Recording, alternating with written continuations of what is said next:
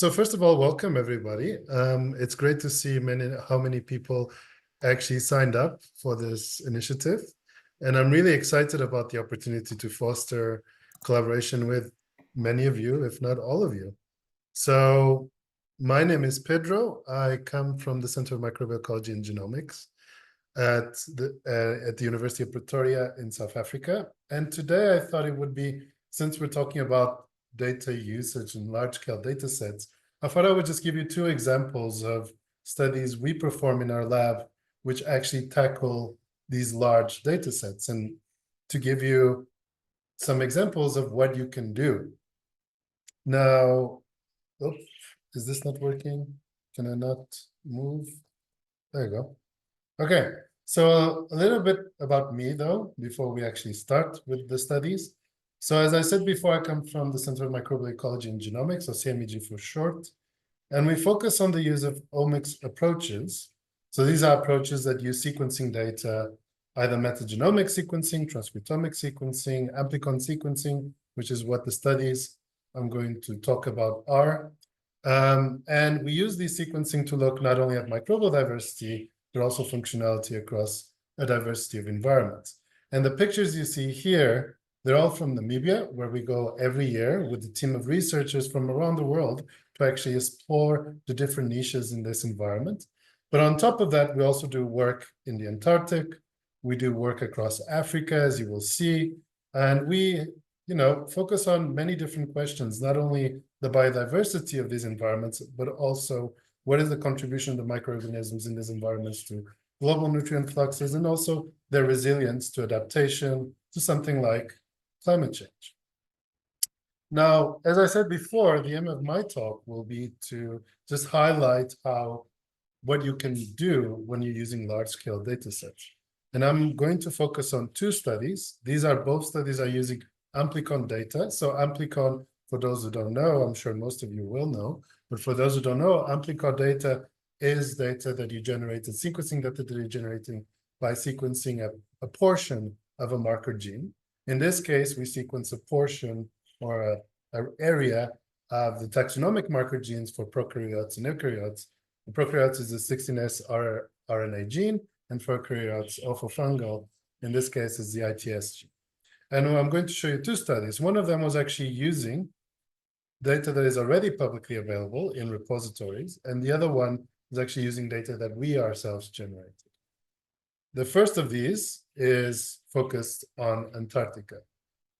And the reason why we wanted to actually perform the study is that, as many of you know, Antarctica is considered to be the most pristine continent in the world to date because of the limited human contact.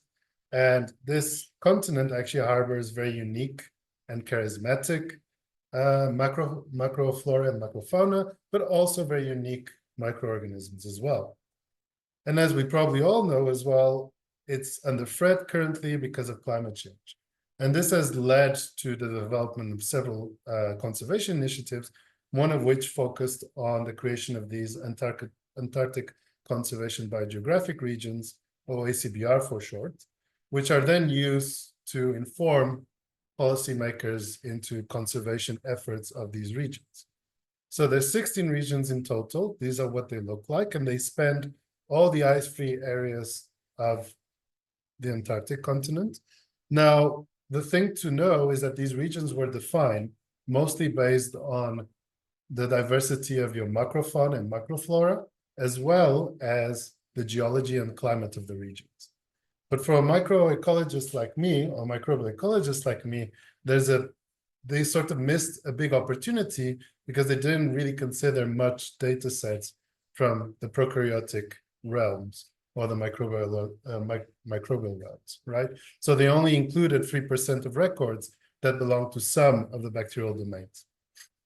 And since we all know that soil microorganisms are actually very important for the ecosystem, this is a big gap in the classification that we think needs to be addressed. But to date, how do you address this gap? Since to date, we still don't have a very comprehensive survey of the microbial ecology of the Antarctic continent itself, of these regions. This is what led to the rationale of the study, which was to perform the biggest survey or the most extensive survey of the microbial ecology across Antarctica. However, because it's Antarctica, for logistical reasons, we couldn't really go to every single point or every single region and sample it, right? It would be just a logistical nightmare. So this is a study where we rely mostly or primarily on data that has been deposited in publicly repositories such as the NCBI or the European Nucleotide Archive, or ENA for short. So we downloaded all the 16S amplicon data from these repositories for those regions that we could, and we then pushed them through the same statistical pipeline to then try to answer questions about what is the biodiversity of microorganisms in Antarctica, and is there any patterns between the different ACBR regions, right? On top of that, we also downloaded climatic data sets that are also available online, free to use for anyone to use, of those areas, and then we combine them together to see whether climate itself had some effect on the microbial diversity that we see across the continent. Now, this is on this side, if you can see my pointer here, you'll see these are all the different articles or different studies from which we took data, and many of these are collaborators, so we ended up including them in the paper, in the final paper for the study. And all this data accumulated into 988 samples from 17 different studies, all focused on the topsoils. So these are the 0 to 10 centimeter depth Antarctic soils, and they spent 10 out of the 16 regions ACBR. So for you guys to remember, there's the 16 ACBRs you'll see on the picture here, and 10 of those, which I enumerated, were actually covered by these data sets. Now, if you ever work with amplicon sequencing, you will see that there's a bit of a problem with our data. Since this was generated by different labs, these labs sequence different regions of the marker gene, of the 16S RNA marker. So you have V1, V3, V3, V4, V4, V4, V5, V8, V9. And if you ever work with this type of data, you will know that we cannot take for granted that all these different regions will be comparable, that you will get similar results by using different regions of your marker gene. So before we even started with a big biosurvey study, we actually had to prove to ourselves mostly that we could compare data sets generated with different regions of your 16S. So we selected 10 Antarctic samples that we actually had in-house, and we sequenced them using these combination of hypervariable regions. And what we found, long story short, for those who kind of don't know, the graph here is a PCOA graph or ordination graph that sort of is a visual representation of how closely related samples are in terms of the microbial composition.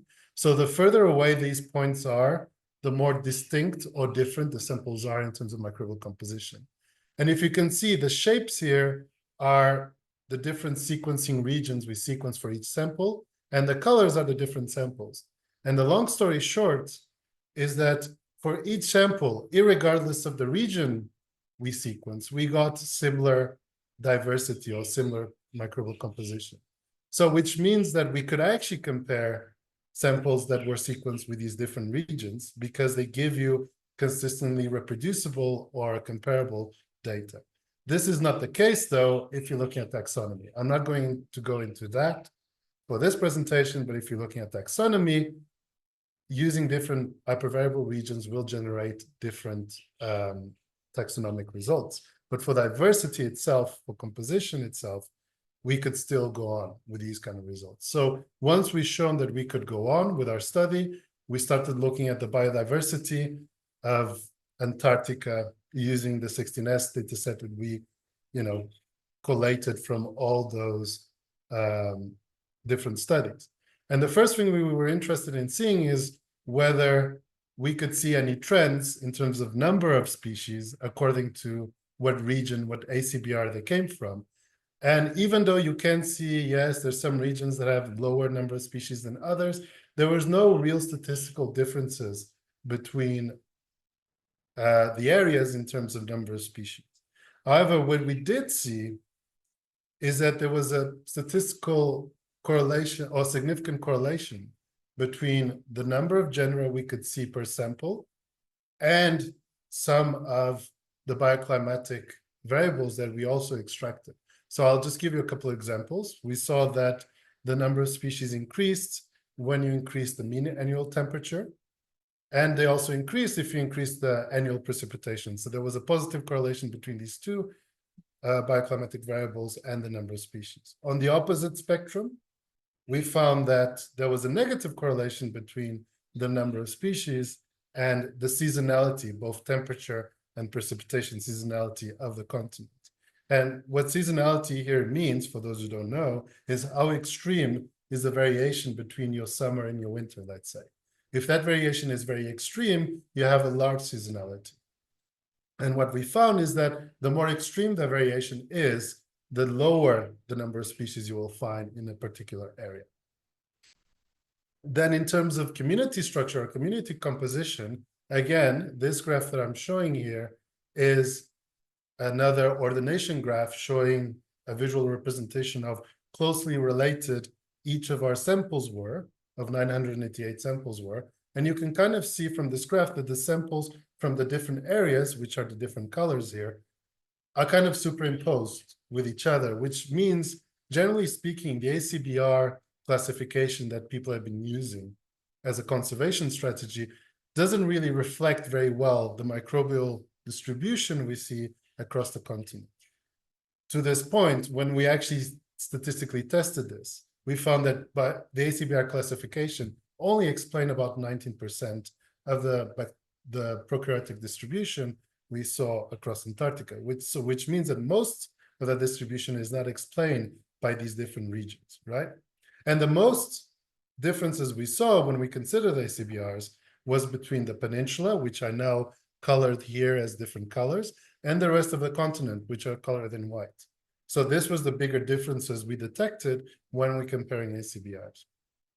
And on top of this, now you can overlay to that distribution, you can now overlay your bioclimatic variables to try to find, are there any of my bioclimatic variables that can actually explain the distribution you see? And I just wanted to highlight here on your left, on my left in this case, you can see this clustering here is the peninsula, is the samples from the peninsula. And these samples, as you see, cluster a bit separate from the rest of the continent.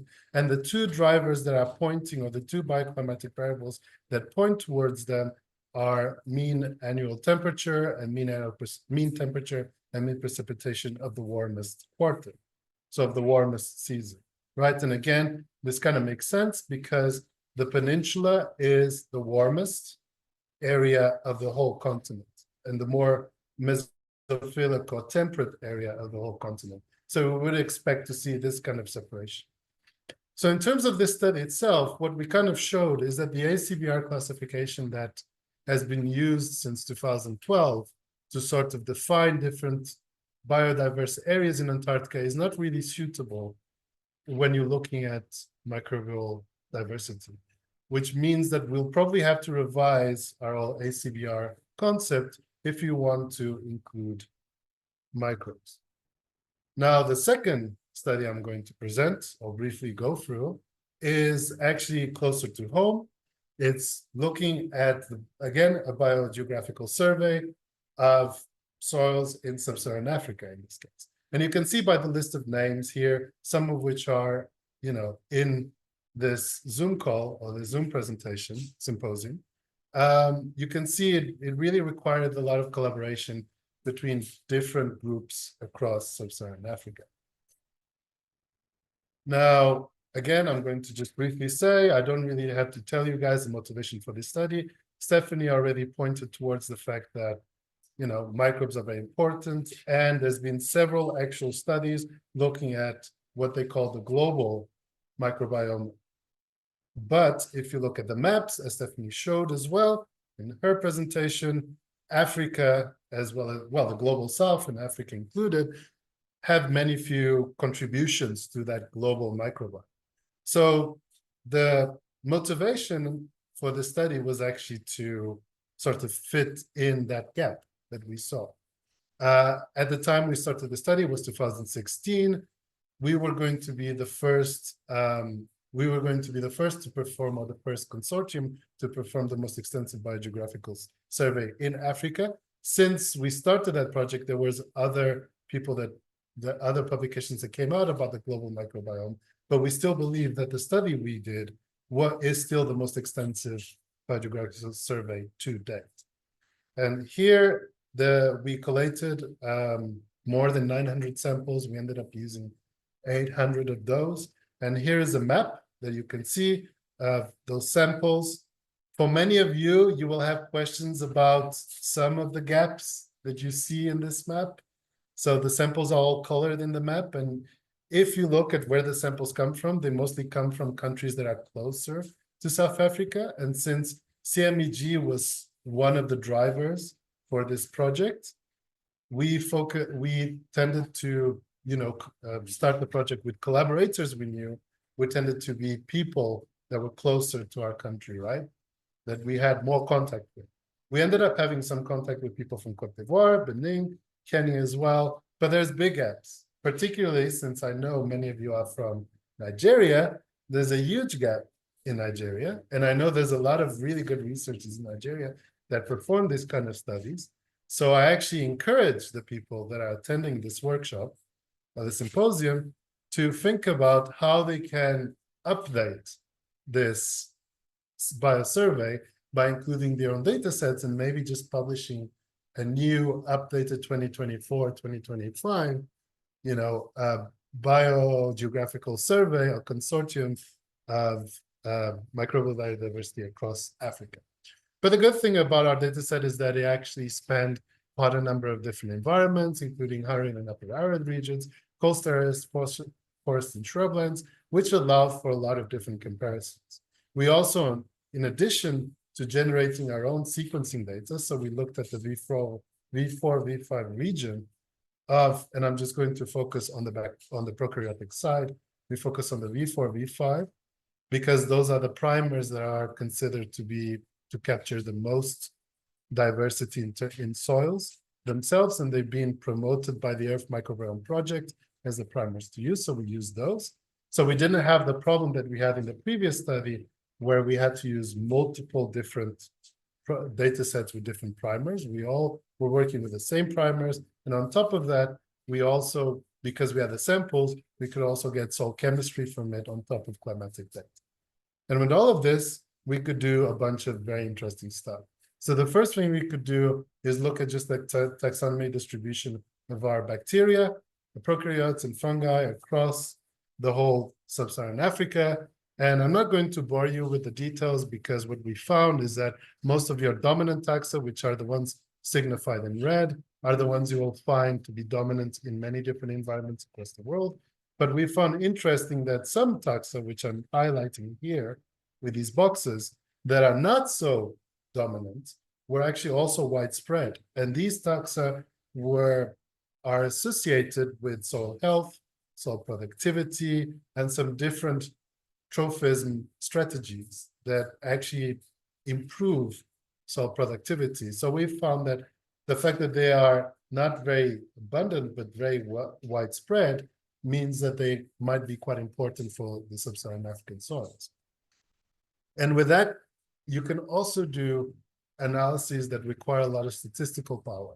So I include one of these here, which is doing a co-occurrence analysis. And you do one of these to actually look, okay, following from that previous point I was making about these taxa might be important for the soils, you can sort of investigate their importance by seeing how many different taxa are they connected with, how many different species of bacteria are they connected with. And you do this by doing some fancy co-occurrence analysis, like the one represented here, where the nodes are your different bacterial species in the soil, and the number of connections, or the connections you see, are represented as green if they're positive connections, or red if they're negative connections. And positive connections either could represent synergistic relationships between these taxa, and negative connections could represent antagonistic relationships with these taxa.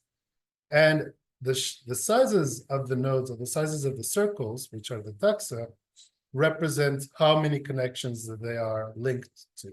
So the bigger your circles, the more importance these taxa have in the network. And I highlighted a couple of them here with black highlights around the circles. And these taxa, you can see, are very well connected. So if you take them out of the network collapses. So they are probably what we would call keystone taxa or important taxa for the environment. On top of this, you can then overlay functional data. So with sequencing amplicon data, you can employ bioinformatics tools to try to predict what these taxa are doing or what these species are doing. And then you can overlay that information into your network, and we'll find that, for instance, two of our keystone taxa, or the taxa that drive this kind of network community that we identified, potentially play important roles because they are involving photosynthesis, for instance, or they involve in nitrogen fixation. So these kind of analyses allow you to sort of try to identify what are those members in your community across sub-Saharan African soils that are very important for those soils because of the functions they do. On top of that, you can also, with this kind of data sets, you can also do what we call models, right? So you can do something like a structural equation model to sort of predict what will happen to my microbial diversity, for instance, in this case, or the abundance of certain taxa if I change my climate or if I change my soil chemistry. And you can do this because with large-scale data sets, you have many data points, more than hundreds, even thousands of data points. And these kind of models require a lot of statistical robustness. To have statistical robustness, require a lot of data points as well. So you can actually do that by having large-scale studies, And in this kind of model, I'm not going to bore you too much, but in this model, we hypothesize that by changing your temperature and your precipitation, you basically were changing the soil chemistry across sub-Saharan Africa, which would in turn change either negatively or positively the diversity of your bacteria, but also the abundance of your plant growth promoting prokaryotes. And why are we interested in plant growth promoting? Some of you might know that PGPs, or plant growth promoting taxa or microorganisms, are actually very important for soil productivity and soil health by promoting plant growth, right? So we're interested in seeing really how climate change, so change in temperature and precipitation, affect not only the diversity of the soils across sub-Saharan Africa, but also the health of those soils. And I'm not going to bore you into the statistics. You do statistical calculations for each one of the correlations you see or the connections you see. If it's red connections, they're negative correlations. If it's black connections, they're positive correlations. And long story short, we found that, as many of you might predict, if you increase annual temperature, you end up decreasing both the diversity and the abundance of your PGP growth-promoting bacteria. If you increase precipitation, on the other hand, you end up increasing both the diversity and abundance of these PGP bacteria.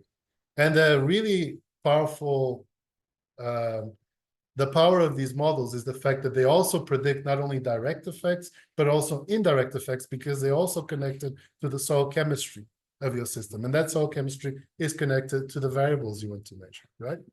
And with these models, it means that you can, after you have a model like this, and you test it statistically, you can then use it to predict what will happen in the future. So in our study, we actually used a climate. We looked at what will happen to our diversity, if our bacterial diversity, for instance, if we have two different scenarios.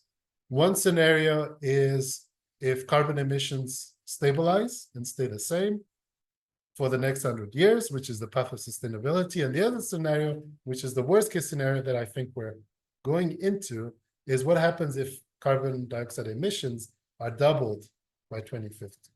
As you can see from the graphs here, on the top you have temperature predictions, and on the bottom you have precipitation predictions. The temperature is predicted to increase regardless of the model you go. It's predicted to increase on all countries with from the data we took from all countries that we use in the study. whereas precipitation either increased or decreased depending on the country used. But now you can input the values that you get from these predictions, from these climate models into our model that we created. And you get things like this, where you can actually sort of plot, okay, this is the current diversity, microbial diversity in terms of bacteria and fungi across sub-Saharan Africa. This is what will happen, let's say, in the worst case scenario, if, you know, we get double carbon dioxide emissions, this is what happens. And then you can look at the shift. So the differences between the current and predicted states. And the shifts show for red, it means the diversity will increase. Blue, the diversity will decrease. And for us, it shows that in some areas of sub-Saharan Africa, the diversity will actually decrease for both fungal and bacterial diversity. But in some other areas, you'll have a decrease in bacterial diversity, but an increase in fungal diversity. And these kind of models then allow us to identify hotspots or vulnerable spots. Then we can then say, okay, these countries in sub-Saharan Africa are on risk of losing diversity for both fungal and bacterial diversity over the next 50 years if we keep on going with the climate as we keep. So they're quite powerful to then inform policymakers to then come up with conservation strategies that will protect that biodiversity. So to conclude my presentation, I hope I kind of showed you briefly the power of using large-scale data sets, amplicon data sets, and all the different things, information you can get out of it. And this is going to become more and more relevant as more data sets become available through our initiative, but through other initiatives as well. And I hope I showed you that these large-scale data sets are very important, not only to show ecological patterns that you would not get if you were just looking at a single region of the world, but also on top of that, they allow you to create models that will predict how your microbial diversity across the globe will change. And these models can then be used for to inform policymakers in conservation efforts, right? And this is very important if you want to preserve global biodiversity. And with that, I want to thank everyone, all the supporting bodies and funding bodies that supported the research I presented, and all the Datathon organizers, some of which are represented here, the ones that send me pictures. And yeah, and with that, I think I'm done.